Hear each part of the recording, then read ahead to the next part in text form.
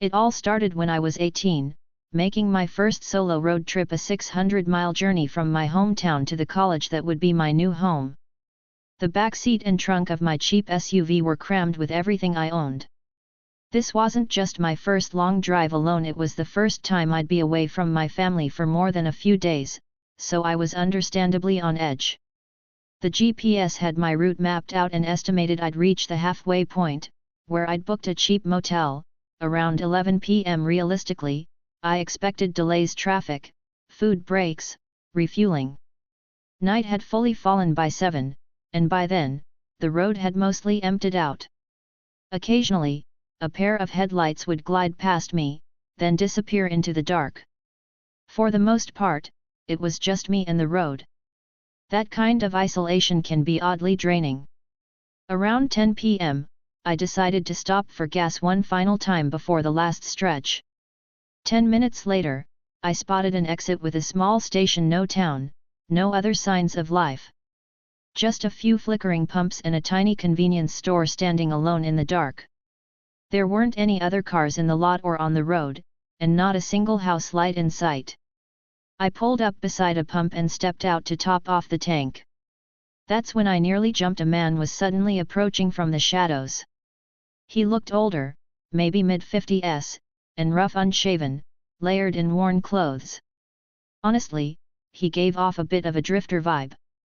And his half-smile didn't exactly help my nerves. "Can I help you?"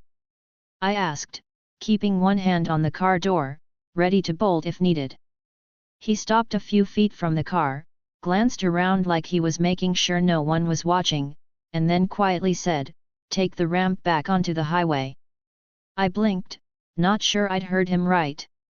He pointed behind me at the exit ramp I'd just taken and repeated, "Go back the way you came. Don't take the other road." I nodded cautiously, and he turned and walked off toward the convenience store. But I sat there confused. The ramp he wanted me to take was one way, the wrong way. It made no sense. The proper on-ramp was right in front of me, completely open and clear. No construction signs, no barriers. I glanced back at the man. He was now sitting silently against the side of the store, like he'd been there all night. The more I thought about it, the more paranoid I felt. What if this was some weird setup? What if he was trying to trick me into doing something illegal or dangerous? I decided to trust my instincts and take the proper entrance. But as soon as I merged onto the highway, I noticed something strange. Every street light was out. The road ahead was pitch black. I slowed down, thinking maybe this was a construction zone. Then, just on the edge of my headlights, I caught a glimpse of a figure standing off to the side. Before I could react, a pickup truck tore across the road and screeched to a halt directly in front of me. Doors burst open. 4 men jumped out, each carrying something: bats, knives, machetes. Their faces were expressionless, cold. No masks. No hesitation. I slammed the car into reverse as they sprinted toward me, getting within feet of my windows. As I backed up, I noticed even more figures emerging from the woods, from the darkness on both sides of the road. Dozens. I didn't wait to count. I spun the wheel, gunned the engine, and tore out of there, adrenaline pumping like never before. I didn't stop driving until I felt like I was truly clear. I called 911, panicked. But strangely, no one ever followed up. No callback, no questions. It was like I never made the report. Looking back, the strangest part wasn't what almost happened, it was that the only warning I got came from that creepy-looking guy back at the gas station. Maybe he was trying to help me. Maybe he'd seen this happen before. Whatever the case, I was lucky. I don't know what those people were planning, but I know it wouldn't have ended well. Most of the early evening was wasted chasing down terrible orders, low pay, long drives, not worth the gas. I was about to call it when something decent finally popped up. The distance was a bit far, about 8 miles out, but the payout wasn't insulting, which was rare that night. I accepted it, ran inside the restaurant to grab the bag, and was back in the car within a minute. The GPS estimated a 30-minute drive, longer than any delivery I'd taken before. Usually, the drop-offs were close to campus, but past the 15 to 20-minute mark, the neighborhoods faded out, giving way to wide fields and long stretches of nothing. Sure enough, as I hit that 20-minute point, the landscape thinned out. No houses, just scattered farm buildings and crops stretching into darkness. For the last leg, the road was a narrow, empty strip cutting through farmland. Eventually, I saw the house. A dirt driveway led off the road and across a field to a small house in the distance. Something about the drive across that open field felt off. Not fear, exactly, more like a gut-level unease. The silence, the isolation, the way the car hummed low on the dirt track, it all added up. I parked at the edge of the overgrown yard and left the engine running. The porch light was on, but the rest of the house sat in darkness. I stepped through the grass, knocked on the door, and waited. No answer. I knocked again. Still nothing. That's when I really looked at the place. Up close, the house was clearly weathered, peeling paint, sagging gutters, windows dark and lifeless. The only thing that hinted at life was that porch light. But even that, I realized, wasn't necessarily a sign. It had one of those cheap solar-powered batteries, the kind that charges all day and flips on automatically at dusk. Meaning no one had to be home. Just as that thought settled, I heard a low rumble behind me. I turned and saw headlights approaching, someone driving slowly down the same dirt path I'd come in on, pulling up behind my car. A man stepped out of the vehicle and stood there. I shouted from the porch, asking if the order was his. He didn't say a word. He didn't move. He just stood there, staring. That's when the pit in my stomach turned to full-blown alarm. There was no one else out here. No witnesses. No way to call for help. Just me, a dead house, and a silent stranger. Without thinking, I dropped the food bag and bolted. I ran around the house and into the fields behind it, the tall grass swallowing me up as I sprinted blindly. I didn't stop to look back until I was deep enough in that everything around me was green and black. I don't think he followed, at least not far. The crops grew thicker the deeper I went, and eventually, I slowed down, catching my breath and listening for footsteps. Nothing. I kept moving carefully, finally stumbling into another property, someone's backyard. From there, I made it to a road and got a signal to call the police. They picked me up, drove back to my car, but the man was gone. Strangely, nothing was stolen. The food bag still sat on the porch, untouched. That's what stuck with me the most. He wasn't there to rob me. This happened on my way back from visiting family over the holidays. Normally I fly, but this year the flights were insane, over $1,000 for a round trip to a neighboring state. So I drove. The plan was to get home with a few days to spare before work started again. But a snowstorm delayed me by 2 extra days, and by the time I finally hit the road, the highways were quiet. The holiday crowds were long gone. Driving was boring but easy. Snow kept me alert, and the first 8 hours passed without incident. Around 10 p.m., I was about 2 hours out from a hotel I'd booked in a tiny town. That's when I saw headlights appear in my rear view. The first car I'd seen in over an hour. The lights closed in fast, too fast. It was a large van, and once it caught up to me, it didn't pass. Instead, it stuck to my bumper, riding way too close for comfort. I couldn't even see the front of the van in my mirror. I figured maybe they were in a hurry and waiting for a chance to pass, but they didn't. We drove like that for 10 full minutes. Just me and this van, alone on a one-lane road in the middle of nowhere. An exit came up, a small gas station. I took it, hoping the van would keep going. It didn't. It followed. I pulled into a pump. So did they. The store was dark, closed for the night. Surrounding us, just snowy fields and silence. I sat for a minute, trying to calm down, but I couldn't shake the feeling that something was off. Then I saw him. A man, stepping out of the van, starting to pump gas. I got out and began filling my own tank. Everything about it felt wrong: the quiet, the dark, the isolation. Then, suddenly, he capped his tank and walked to the back of the van. A loud clank echoed as he rolled up the back door. And before I could even process what was happening, 3 men sprinted out from behind the van, rushing straight at me. I dropped the nozzle and dove into my car, locking the doors just as one of them yanked at the handle. All 3 circled the car, testing the locks. Then, just as fast, they ran back to the van and peeled away, no shouting, no hesitation. Like they knew exactly what they were doing. Like they'd done it before. I reported it. Never heard back. I can't prove what their plan was, but I think it's obvious. I've been a long-haul trucker for 20 years. Same highways, same rest stops, same routines. Never had anything truly crazy happen until that night. About 20 hours into a cross-country delivery, a storm rolled in, so I started looking for a truck stop to pull over and rest. The highway I was on was long, straight, and empty. Then, without warning, headlights flared behind me. I hadn't seen anyone in my mirrors for miles. The road was so flat I would have noticed if someone had been trailing me. But suddenly, a car was right on my tail. They crept so close their lights reflected off my trailer. Then, they turned their headlights off. Pitch black behind me. I kept driving, scanning my mirrors, but with the storm and darkness, I couldn't see a thing.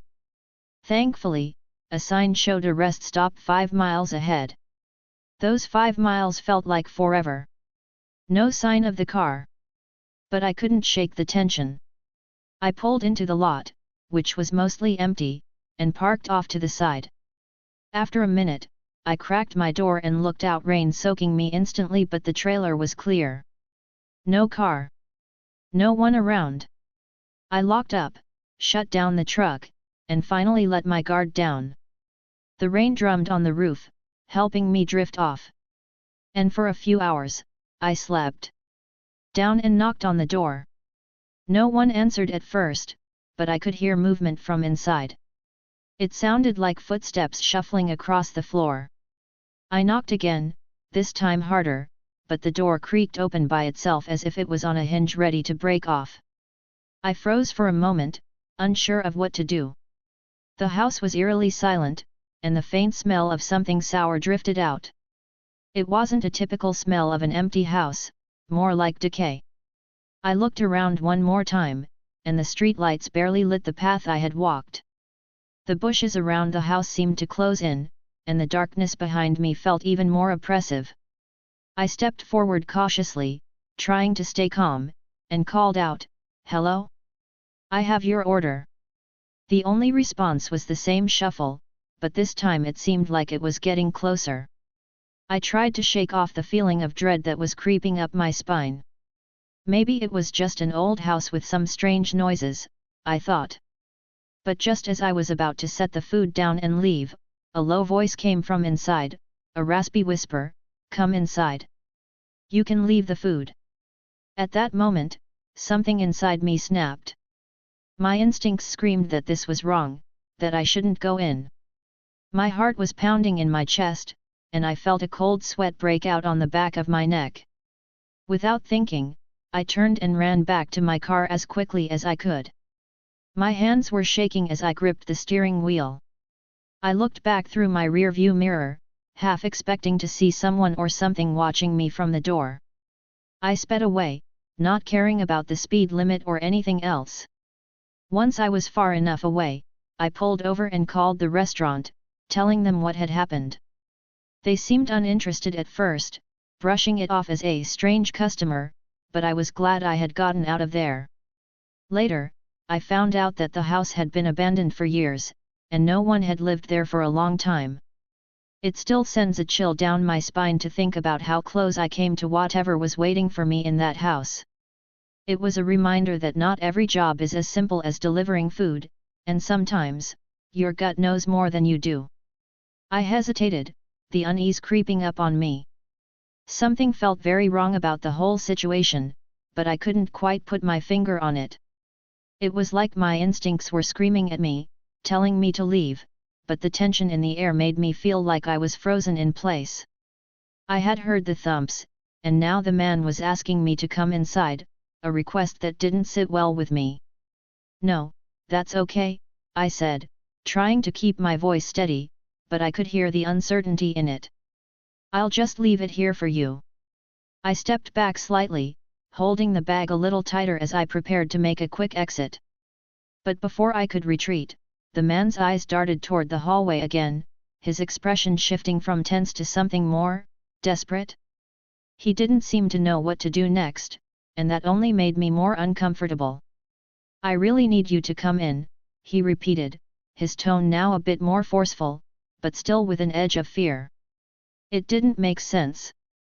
If he was afraid, why would he ask me to come inside? Why was he so insistent? The thumps came again, louder this time, like someone was banging on the walls from somewhere deep in the house. I could hear the walls creak, and I felt a chill run down my spine. I glanced quickly over my shoulder, wondering if anyone else was out there, but the street was still empty, quiet. I could feel the adrenaline starting to pump through my veins. My body was on high alert, and my mind was racing. Something wasn't right. This wasn't just a weird delivery, it was dangerous. "I really can't come in," I said, my voice shaking slightly as I took a few steps back. "I'm just here to drop off the food." "You're all set?" The man's eyes narrowed, and for a moment, he just stared at me, his mouth barely moving as if he were trying to decide how to react. He didn't reach for the food immediately, but the tension in the air was palpable. It felt like time had slowed down, and I knew I had to leave, now. Before I could take another step, I heard something footsteps behind me. I spun around, my heart pounding, but the front porch was empty. A flash of movement caught my eye from the corner of the house, and that's when I knew I wasn't alone. Without thinking, I turned and bolted for my car, throwing the bag of food down on the porch. My breath came in ragged gasps as I rushed back toward the driveway, feeling the unmistakable sensation of being watched. When I reached my car, I didn't waste any time. I jumped into the driver's seat, slammed the door, and drove off as fast as I could. I didn't stop until I was miles away, my heart still hammering in my chest. Once I felt safe enough, I pulled over and immediately called my dispatch to explain what had happened. I told them everything: the thumps, the man's strange behavior, and the uneasy feeling I had the whole time. They were concerned, but they couldn't do much. I never found out who the man was, and when I went back the next day to check the address, the house looked just as normal as it had before. No one answered the door, and there were no signs of anything unusual. But the memory of that night stayed with me, and to this day, I still wonder what would have happened if I had stepped inside. "See inside," and no one responded right away. The silence felt unnerving, and the stillness of the night made everything feel even more surreal. I knocked again, a little louder this time, but still nothing. I stood there for a moment, debating what to do, the hairs on the back of my neck standing on end. The whole situation just felt wrong.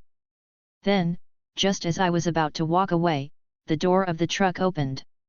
A man, wearing a dark jacket and looking a little disheveled, stepped out. His face was pale, his eyes wide, almost as if he had been startled by my presence. I couldn't see his expression clearly at first, but there was something about his demeanor that immediately set off alarm bells in my head. He looked at me for a few seconds, almost like he was sizing me up. "Can I help you?" he asked, his voice a little shaky. I tried to remain calm, though my gut was telling me something wasn't right. "I was just checking to make sure you're all right. You're blocking both lanes, and I didn't know if you needed help." He gave me a quick nod, but there was something off about the way he did it. It was too quick, almost too practiced. "I'm fine. Just a little issue with the truck," he replied, his voice still unsteady, but he didn't elaborate. I glanced around, noticing how quiet the road was again. There was no sign of any other vehicles. No one else was around. The truck's lights were on, but it was almost as if the world had gone completely still. I felt a strange, rising sense of dread in the pit of my stomach. It was like I was in a scene from a horror movie, and I wasn't sure how to escape it. "Are you sure? It's pretty late for an issue out here, isn't it?" I asked, trying to keep my voice neutral, though I was already preparing to walk back to my car. The man's eyes flicked over his shoulder, and for just a split second, I thought I saw him glance into the truck, as if checking for something or someone. That's when I noticed a faint noise coming from inside the cabin, like something moving, or perhaps someone shifting. My heart skipped a beat. Before I could say anything else, the man quickly stepped back, pushing the door shut with a little more force than necessary. His expression had shifted from uneasy to guarded, and I felt like I was being dismissed. "I'm fine," he repeated, his tone a little more abrupt now. "You can go." I stood there for a moment, frozen, trying to process what had just happened. The whole encounter was bizarre, and I couldn't shake the feeling that something was terribly wrong. But with him now standing in the doorway, blocking any further access to the truck, I didn't feel like I could push the issue without making things worse. I reluctantly turned around and headed back to my car, my eyes constantly glancing over my shoulder. As I got back into the driver's seat and started the engine, I noticed that the truck's lights remained on, and the man stood at the door, watching me. He didn't move, didn't follow me, but his gaze was fixed on me as I drove away, my mind racing with questions. I didn't know what had been happening inside that truck, but I knew that the whole thing had felt off. My gut told me I had just narrowly avoided something bad, and I couldn't shake the feeling that whatever was going on, it wasn't over. I didn't report the incident to the police, unsure of how to explain what had happened. But to this day, I've never forgotten the eerie stillness of that night or the strange, unsettling feeling I had when I looked into that man's eyes. 3 a.m. to get everything ready before everyone else showed up. This particular morning was one of those early starts. It was a Friday, and I had to make a delivery of some lumber to a site about 30 minutes away. The drive was pretty uneventful at first. The roads were quiet, and everything was still and dark, with only the occasional street light breaking through the fog. As I got closer to the site, the road narrowed and became a little more isolated. It was just me, the road, and the headlights cutting through the fog. My mind was groggy from waking up so early, but I couldn't shake the feeling that something was wrong. Maybe it was the stillness, or maybe it was just the exhaustion catching up with me, but I kept getting the sense that I was being watched. I turned a corner, and my headlights caught something in the distance, a figure standing on the side of the road. At first, I thought it was just a sign or a tree, but as I got closer, I realized it was a person. The figure didn't move at all, just standing there in the fog. It seemed strange, but I didn't think much of it at first. Maybe they were just waiting for a ride, or maybe they'd broken down. I slowed the truck as I passed, trying to get a better look. That's when the figure suddenly turned and started walking toward me, fast. My heart skipped a beat. I wasn't exactly in the safest area, and the person's sudden movement caught me off guard. I decided to keep going, but as I continued down the road, I couldn't shake the feeling that they were following me. I glanced in the rearview mirror and saw the figure a few hundred feet back, still walking, but now at a much faster pace. My adrenaline kicked in, and I pressed on the gas, trying to get away from the person. But then something strange happened. I turned another corner and saw a car parked sideways in the middle of the road. It wasn't just any car, it was an old, rusty sedan with dark windows, parked right across the road, blocking both lanes. I had to slam on the brakes to avoid hitting it, and as I stopped, my headlights illuminated a figure standing by the car, watching me. The person was wearing a dark jacket and had their hands tucked in their pockets. They didn't move as I sat there, frozen, unsure of what to do. I couldn't back up, and there was nowhere to go. For a second, I considered driving around the car, but the fog was thick, and the road was narrow. Then, just as I was about to get out and figure out what to do, the person stepped forward and spoke. "You lost or something?" they asked in a calm, almost too calm, voice. I could barely make out their face in the dim light, but there was something unsettling about their presence. "No, just trying to get through," I responded, trying to keep my voice steady. I had no idea who this person was or why they were blocking the road, but I wasn't about to get caught up in some random situation at this hour. The person didn't say anything else, but they didn't move either. I felt trapped, and my mind raced, wondering what to do next. Finally, after what felt like an eternity, the person stepped aside and waved a hand toward the car. "You can go now," they said, their voice oddly polite. I didn't need to be told twice. I started the truck and slowly maneuvered around the car, keeping my eyes on the figure. As I passed, I saw them watching me through the fog, still standing there, unmoving. I didn't look back, and I didn't stop until I reached the job site, where I was able to park and catch my breath. I never did figure out what was going on that morning. The person, the car, and the strange stillness of the fog all combined into a scenario I couldn't explain. To this day, I'm not sure if it was just a weird coincidence or if something more sinister was at play. But the whole thing stuck with me, and I never felt the same driving those early morning shifts again. The thought of running into something or someone like that again sent chills down my spine. We're up to that night, it didn't seem like they had any good intentions.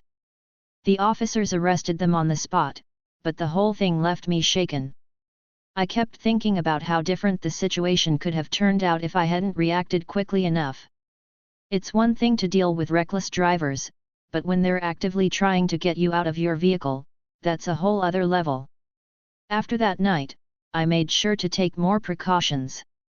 I started looking out for any unusual behavior, even when I thought I was just doing another routine delivery. And honestly, I think it made me a little more aware of the kinds of people you can run into in unexpected places.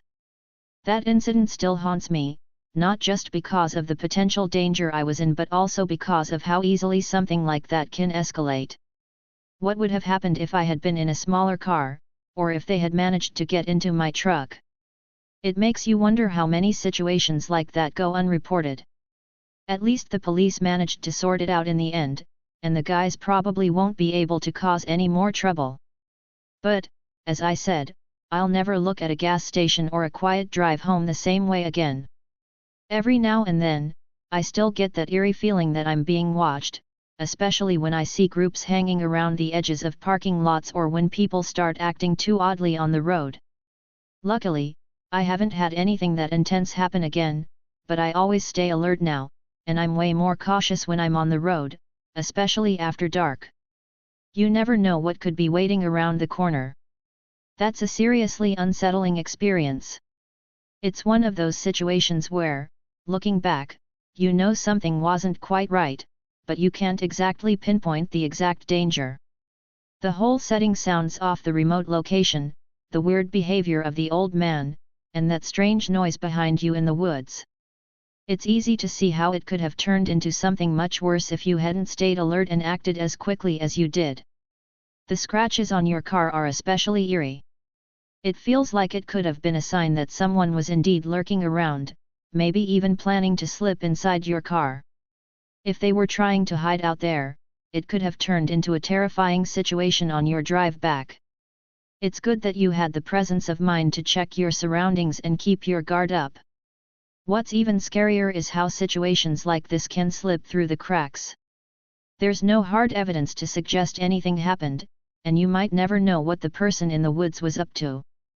It could have been a setup or an opportunistic situation, or maybe even just someone trying to cause trouble for the sake of it. It's a good reminder to always trust your instincts, especially in those moments when something feels off.